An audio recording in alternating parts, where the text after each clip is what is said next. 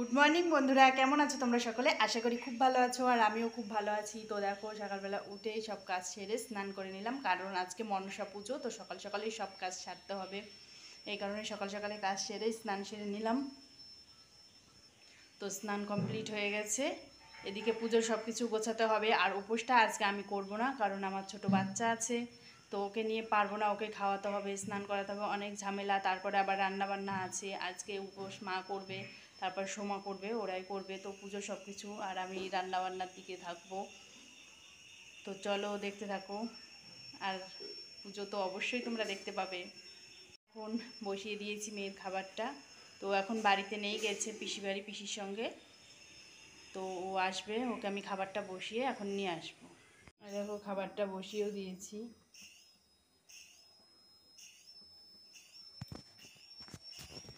খাবারটা হচ্ছে, তো এদিকে হতে থাক, ততক্ষণ আমি ওকে নিয়ে আসি।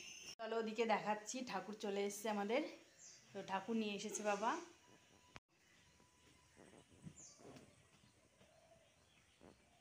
ঢাকা আছে এখনো, কারণ পুজো শুরু না হওয়ার আগে তো মুখ খোলা যাবে না। তো পুজো সব কিছু গুছিয়ে তারপরে মুখটা খুলতে হবে।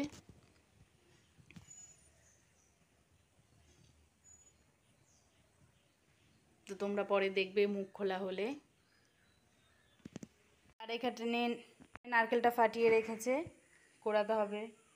আর এখানে সব পুজোর জিনিসপত্র আছে। আমি এখানে রান্নাটা বসিয়ে দিয়েছি, তো ভাতটা বসিয়ে দিয়েছি, সবেমাত্র বসালাম। আর এখানে হচ্ছে, দাঁড়াও,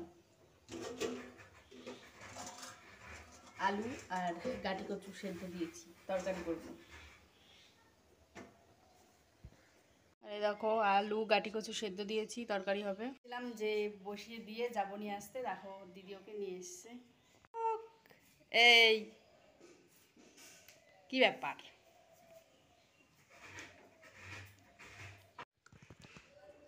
ও চলে এসেছে।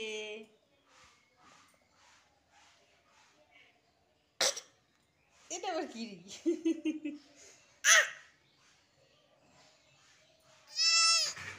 ক্যামেরার সামনে এরকম করতে হয়, তাই তো? নারকেল কোড়াচ্ছে দেখো।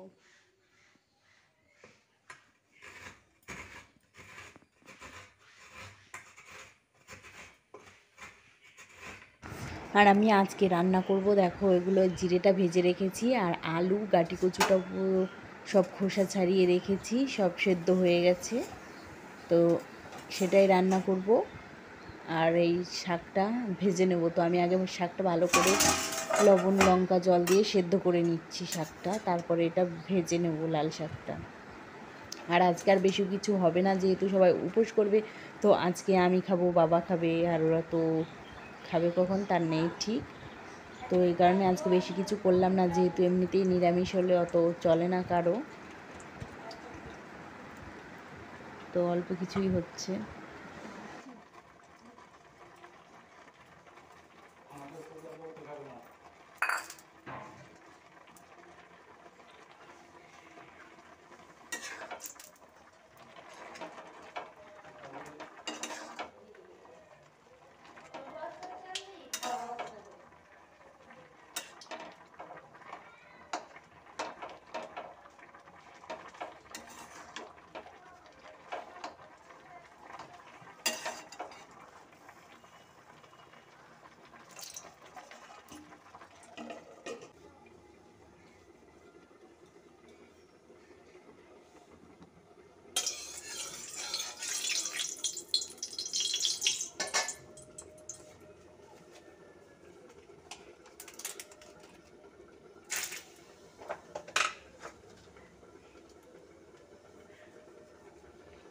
আর ফোড়নে দিয়ে দিলাম তেজপাতা আর কিছু পরিমাণ জিরে।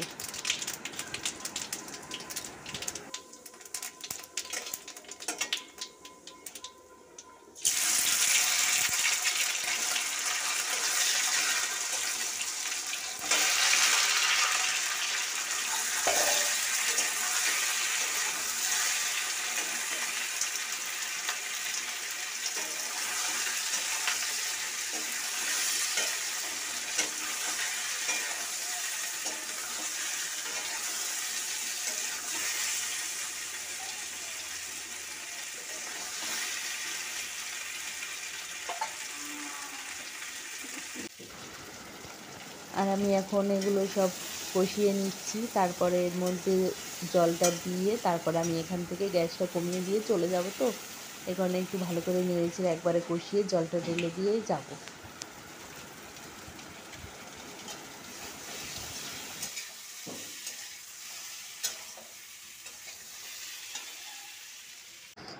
আর এই দেখো, তো কিছুটা টাইম হয়ে গেছে, আমি এখন জল দিয়ে দিয়েছি। তো এখন টকবক করে ফুটছে তরকারিটা। কিছুক্ষণ পরে জিরের গুঁড়ো দিয়ে নামিয়ে নেব। ওদিকে শাকটা সেদ্ধ হয়ে গেছে, তো শাকটা নামিয়ে ভেজে নেব। আর দেখো, আমার শাক ভাজাও কমপ্লিট হয়ে গেছে, তো এটা এখন নামিয়ে নিচ্ছি থালাটার মধ্যে। তো এখন অনেকটাই কাজ আছে, মেয়েকে স্নান করাতে হবে, অনেকটা বেলা হয়ে গেছে, 11টা বেজে গেছে, তো ওকে স্নান করাতে হবে।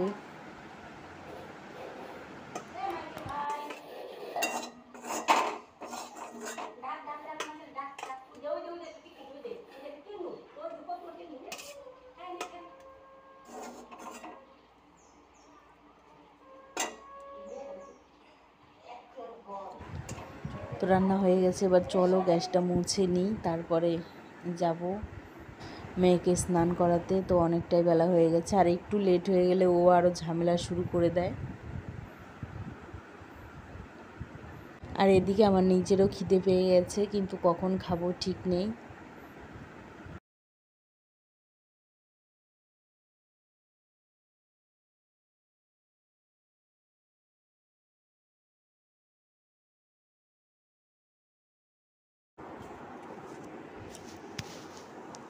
আর গ্যাসটা মোছা কমপ্লিট হয়ে গেছে, এবার যাব বাসনগুলো সব ধুয়ে এনে মেয়েকে স্নান করাবো, খাওয়াবো, তারপরে ঘুম পাড়াবো, তারপর আমি নিচে খাবো। জানি না কটা যে বাজবে আজকে। আর এদিকে ও ঘুমিয়ে গেছে, তো ওকে স্নান খাওয়া ঘুম পাড়ানো সব কমপ্লিট করে চলে আসলাম। তো দেখো, বললাম না যে কটা বাজবে তার নেই ঠিক, এখন 12টা বেজে গেছে, ও তো ঘুমিয়েছে। এবার আমি একটু নিশ্চিত হলাম, তো এবার আমিও একটু খাওয়া দাওয়া করে নেবো। আমার ভীষণ খিদে পেয়েছে, তো অনেকক্ষণ আগেই খিদে পেয়েছিল, কিন্তু ওর কারণেই খাইনি। আর এদিকে দেখো, মা দুধ কলা দিতে যাচ্ছে কচু পাতায়, মানে এটা কচু বনে দেবে, তো এটা তার জন্য কচু পাতায় করেই নিতে হয়, আর ঠাকুরের সামনে তো দেবেই।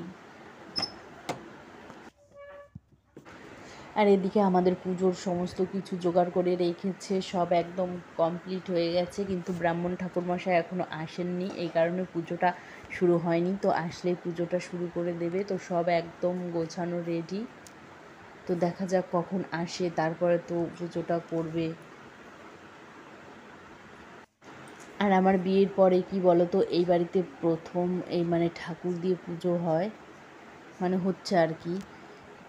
প্রতি বছর এমনি সরাই করে দুধ কলা দেয়, সেটা কচুবনেই দেয়, তারপর না হলে অন্য কোথাও দেয়, কিন্তু এরকম ঠাকুর দিয়ে পুজো হয় না। তো এবার হচ্ছে যখন, তোমরা দর্শন করে নাও। আর এদিকে মা আর সোমা মোয়া বানাচ্ছে, তো নাড়ু বানানো কমপ্লিট হয়ে গেছে পুজোর জন্য, তো মোয়া বানিয়ে নিচ্ছে। আর আমি এখন মানে আমাদের পাট এসেছে, তো তো পাটগুলো ছাদে ওঠানো হয়েছিল, তো ভীষণ নোংরা হয়ে গেছিলো, তো সেগুলোই সব পরিষ্কার করে নেব, যেহেতু মেয়েটা একটু ঘুমিয়েছে। তো এদিকে আমার খাওয়া দাওয়া কমপ্লিট হয়ে গেছে, তারপরে এখন একটু এগুলো পরিষ্কার করে নেব। আর কদিন থেকে সিঁড়িটা কমপ্লিট করার পরে সেরকম তো ঝাড় দেওয়া হয়নি, এতদিন তো ভেজানো ছিল, তো কাপড় টাপড় দিয়ে সব ভিজিয়ে রাখা হয়েছিল, তো আজকে সব তুলে ফেলেছে। তারপরে আবার পাট নিয়ে এসেছিলো, এই কারণে অনেক নোংরা পড়েছিল, সবগুলো পরিষ্কার করে নিলাম। আর এই সঙ্গে সঙ্গে এখন ঘর বারান্দাগুলো ঝাড় দিয়ে নেব, তাহলে একটু মানে যতই যাই করছি না, সেই সিমেন্ট বালি মনে হচ্ছে পায়ে বেঁধেই যাচ্ছে, যত পরিষ্কার করে ঝাড় দিচ্ছি আর যাই করছি, পায়ে শুধু বালি বালি লাগছে, আর সিমেন্ট মনে হচ্ছে সিমেন্ট দেওয়া আছে আর কি। আর এখন যখন মেয়েটা ঘুমিয়েছে, তো এখন সবগুলো ঝাড় ঢাড় দিয়ে নেব একদম পরিষ্কার করে। দেখো, অনেক পাটের নোংরা পড়েছে। আর এই বারান্দাগুলো ব্রাহ্মণ ঠাকুরমশাই আসার আগেই তাড়াতাড়ি করে ঝাড় দিয়ে নিচ্ছি, কারণ আবার ব্রাহ্মণ ঠাকুরমশাই আসলে আবার আমাদের পুজোর ওখানে যেতে হবে। তো যেহেতু আমি পুজো না করি তাতে কি আছে, তো পুজোটা তো দেখবো কীভাবে করছে কী করছে, তো পুজোর ওখানে বসবো, সেখানে যেতে হবে।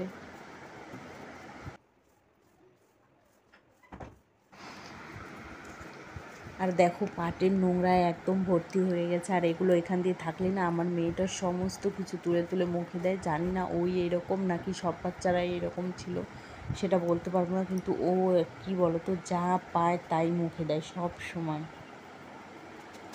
আর যদি খাবার জিনিস হয় সেটা মুখে দেবে না, যেটা খাওয়াবো সেটা খাবে না। তো যেটা খেলনার জিনিস, তারপরে আরও খেলনা দিয়েও বেশি একটা খেলে না, তো এটা ওটা দিয়ে এটা ওটা মুখে দেবে, এটা ওটা দিয়ে বেশি খেলে। আর ঝাড় দিয়ে একটু ঘুমাবো, আমার ভীষণ শরীরটা ক্লান্ত লাগছে, আর এতটা পরিমাণে গরম পড়ছে আর কি, ভীষণই গরম। আর সে স্নান করেছি কোন সকালে, এখন 1টা বাজতে চললো, তো চুলটা খুলতেও পারিনি, চুলটা খোলার টাইম পাইনি, তো চুলটা প্রচণ্ড ভিজে আছে। আর আমি না কি বলো তো, না শুলে না একটু যদি না ঘুমোই তাহলে আমি চুলটা ছাড়তে পারি না, কারণ এত গরমের মধ্যে চুলটা ছেড়ে থাকা যায় না, তারপরে কাজ করলে তো আরোই।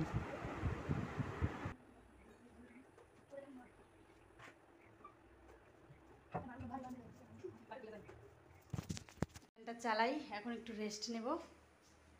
রেস্ট তো না, আমার ঘর ভর্তি জামা কাপড়ে একদম ভর্তি হয়ে আছে, সেগুলো সব গোছাতে হবে।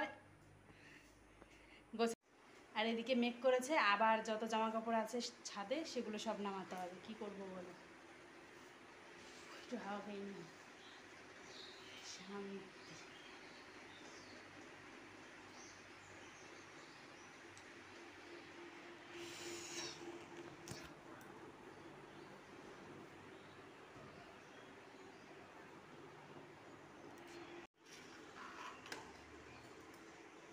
ওই সব জামা কাপড় নিয়ে আসলাম, এগুলো সব ভাঁজ করতে হবে। এখন সব ভাঁজ করব, দেখা গেল আবার ভাঁজ করতে করতে বৃষ্টি শুরু হয়ে গেল, আবার এদিকে আবার দৌড়ে যেতে হবে আনতে।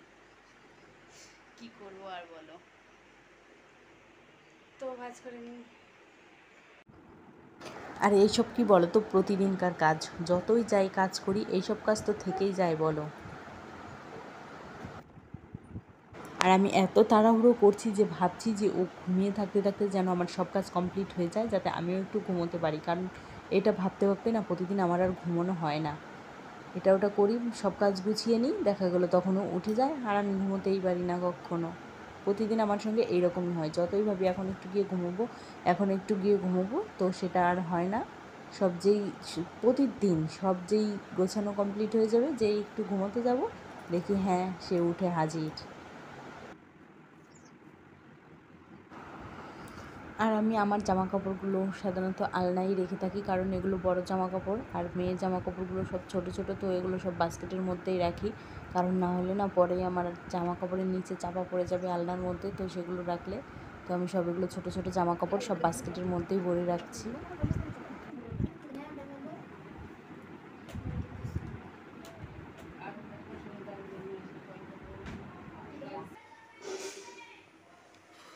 দেখো 1টা বাজতে চললো, সকালে স্নান করেছি, এখন চুলটাই শুকোতে পারলাম না। আর চলো এই দেখো ঠাকুরমশাই চলে এসছে, এদিকে পুজো এখনই শুরু হয়ে যাবে। আর আমাদের যেহেতু সব আগে থাকতে গোছানোই ছিল, শুধু প্রদীপটা ধরানো ছিল না, তো এখন শুধু প্রদীপটা ধরিয়ে নিচ্ছে।